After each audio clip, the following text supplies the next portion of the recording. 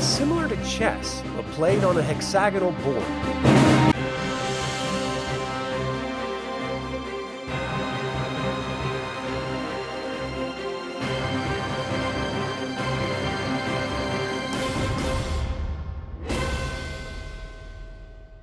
Welcome to another DragonLance Saga episode. My name is Adam, and today we're going to learn how to play Khas, or Battlefield, the Krynnish game of chess. I would like to take a moment and thank the members of this channel and invite you to consider becoming a member by visiting the link in the description below. You can even pick up DragonLance gaming materials using my affiliate links. I am referencing more leaves from the Inn of the Last Home for this information. If I leave anything out or misspeak, please leave a comment below. Though the history of Khas predates the Third Dragon War, the common rules I'm sharing today are the same that were played in that war. The Knights of Salamnia believed that the game was an echo of a battle being fought elsewhere on Krynn. Their legends relay that the great battles of history had been won or lost due to a game of Khas being played elsewhere. For Dragonlance fans, there are two notable moments where Khas has been played in the lore. The first was in the Age of Might, where Lord Yaris Donner, High Clerist, Knight of the Sword in the Knights of Salamnia, died playing a game of Khas against Kurnos, a great tyrant and prisoner of Yaris's, in the Khas room on the uppermost level of the High Clerist Tower. Both were killed in the Cataclysm, but players could invoke their spirits and DL8 Dragons of War.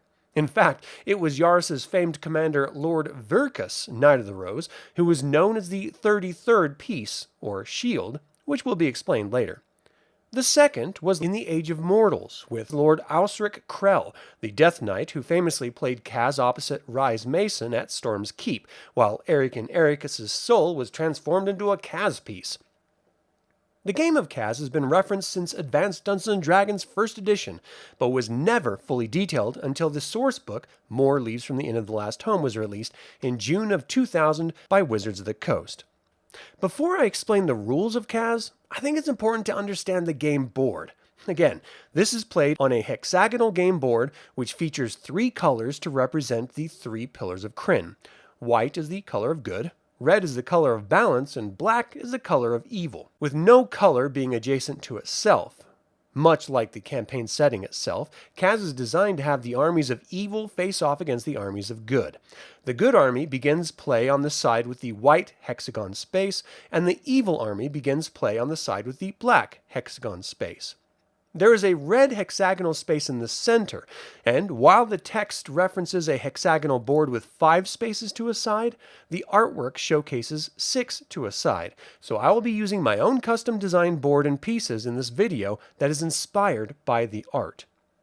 While the game pieces are intended to be analogous to the standard 32 chess pieces, including 1 king, 1 queen, 2 bishops, 2 knights, 2 rooks, and 8 pawns to an army, Khas features a 33rd piece called the block or shield. The shield piece is only used in the Yaris variant of play. There are a couple variations of the pieces in play that should be called out. First, there is the facing of each piece, which is germane to the strategy of the game, so each piece has an arrow showcasing its front face. The second is that some of the pieces have armor, which protects a side from attack. We will detail this out when explaining each piece's movement. Because facing is important to the game, you can only change a piece's facing direction at the end of that piece's move, or you can take an entire turn to change the face of a single piece. There are many different names for each piece depending on the era of play. However, for simplicity, I'll refer to them as their chess names except to provide the traditional name for reference. The goal of Khas is to either capture the opponent's king or eliminate all of their other pieces, which immediately ends the game in a win. No piece can move through other pieces' spaces. However, the knight can fly over all pieces as it represents a dragon, the lords of the land. Once any piece ends its move in an opposing piece's space, the opposing piece is captured and removed from the board. Some pieces can only be captured from their flank. The shield in the center is meant to be an immediate obstacle of protection for the queen, to prevent an immediate exchange at the start of play. The good army always takes the first move, and play proceeds with each opposing army taking one turn at a time. The king, or relic, can move one space in any direction.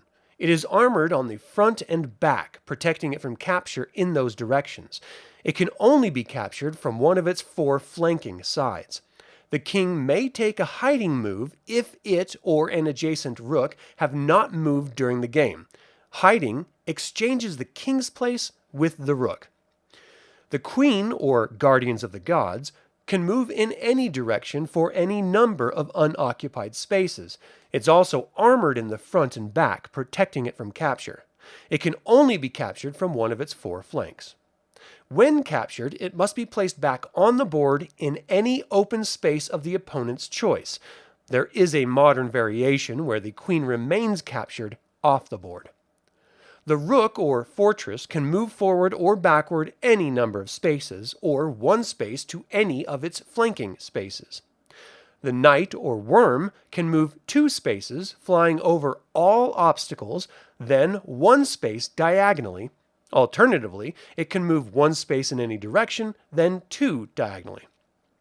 Bishops or champions can only move diagonally in any number of unoccupied spaces. Pawns or armies can move 2 spaces forward in its first move, and only 1 space forward in any successive move. It can only capture other pieces in 1 forward diagonal space. But again, every piece's movement is based on its forward face, so if you turn the facing direction, the piece's next move is based on that new direction. There are a number of variants to this game, and the rules presented are from the Third Dragon War. In Lord Yaris's version of the game, if a pawn reaches the opposite side of the board, the good army can sacrifice its pawn to activate the block or shield at the center of the board. The shield can then move up to 2 spaces in any direction. However, it cannot capture any piece in the game, and as it is armored on every side, it cannot be captured by any piece. Once the shield is in play, other pawns may be sacrificed to bring back captured court pieces on a 1-to-1 basis. Again, there are other variations of play that I will not outline here, so I would encourage you to read the article in More Leaves from the Inn of the Last Home if you're interested in playing Khas or learning more about them. But that is all I have to say about Khas. Do you enjoy the game of chess? Is Khas a welcome variation on the game? And finally, do you want to see a playthrough of Khas? Leave a comment below. I'd like to take a moment and remind you to subscribe to this YouTube channel, ring the bell to get notified about upcoming videos, and click the like button. This all goes to help other Dragonlance fans learn about this channel and its content. Thank you for watching. This has been Adam with DragonLance Saga, and until next time, remember, Blessed Paladine, clear my path, that I may walk it without fear.